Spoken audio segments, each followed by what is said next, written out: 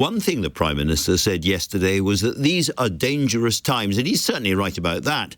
But I think it's important not just to listen to the view from London, but to get perspectives from elsewhere. And I can't think of anybody better today to assess the global environment in which this election is taking place than the former White House Chief of Staff, Director of the CIA, and US Defense Secretary Leon Panetta. Mr. Panetta, very good to have you on the show. We have 6 weeks of this election campaign ahead of us.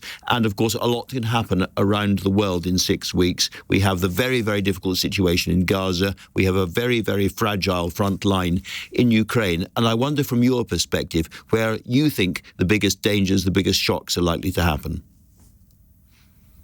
Well, Andrew, you're absolutely right. It's a very dangerous world that we live in. And there are a number of threats, obviously, that both the United States and Great Britain are confronting. The challenge from Putin in Ukraine and the danger of having him succeed in undermining a democracy. That's a big threat. Xi in China and the threat to Taiwan, as well as other areas. North Korea having nuclear arms and a delivery capability could obviously impact on that region. And then Iran, and of course the war between Israel and Hamas.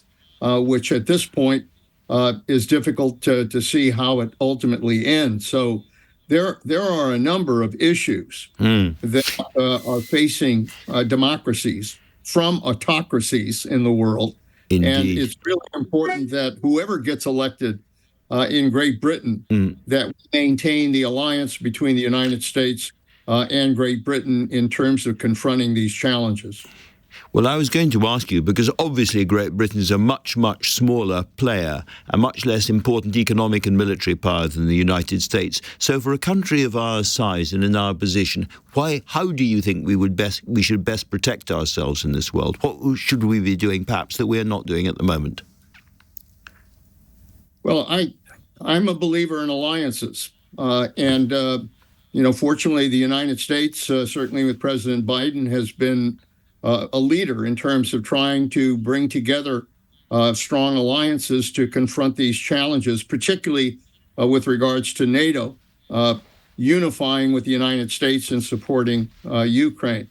I think the key, frankly, is to build those kinds of alliances. I think it's extremely important to have a strong alliance, not only in dealing with Russia, but in dealing with China.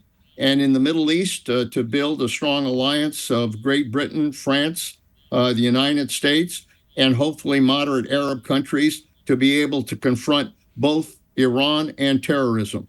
So I really believe that the key is going to be the ability to be able to work together to confront these challenges. And you served both President Clinton and President Obama. Those were different days. If we are going to form alliances in the future, it may very well have to be with the second Donald Trump administration in Washington. How hard is that going to be for a country like Britain?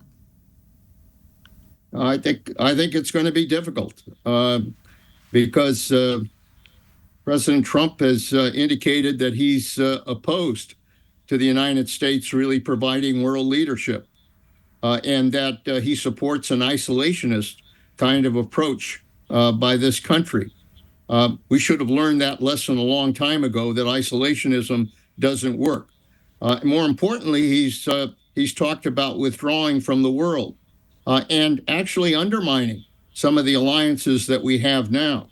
So I think a Trump administration is going to put tremendous pressure on countries like Great Britain to try to figure out how they are going to continue to come together in order to confront the dangerous challenges that are out there. That's not going to be easy.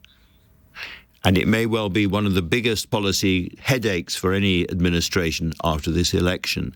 Can I ask you, I'm talking from a British perspective, obviously, but what is your assessment at the moment of the state of play in the American election? We've seen some very, very aggressive, very tough Biden attack ads going out at the moment, but the polls seem to still be favouring Trump. It obviously is going to be a very close election. It was the last time both of these individuals ran against each other. But you know, my experience is it's a long, long way between here and the election in November. And I think the American people ultimately have to think long and hard whether they want a president who's going to bring chaos to the presidency or whether they want stability for the future.